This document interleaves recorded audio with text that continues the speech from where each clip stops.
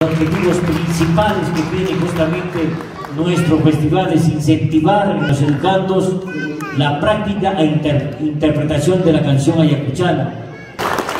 Este canto ancestral, no sé si lo podré hablar en quechua, pero Sucuyucuy, Lagartijay, es un tema de derechos reservados. Y aquí está Ruch Anchi, Guamaní Machaca, desde la comunidad campesina de Quispillasta. ¿Listos, maestros? Adelante con la música.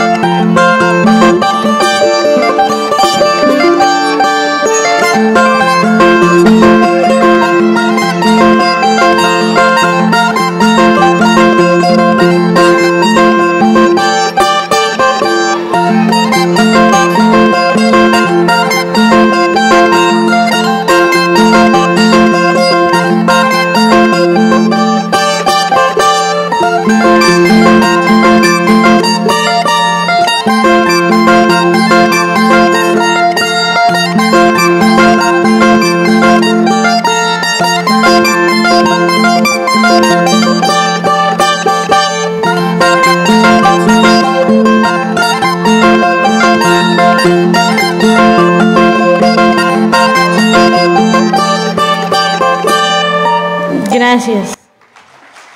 Muy bien, es el canto ancestral de nuestro pueblo de Ayacucho. ¿Les gustó? Es lindo, ¿verdad? Muy lindo, muy lindo. Es un canto que recién se está introduciendo en nuestro festival.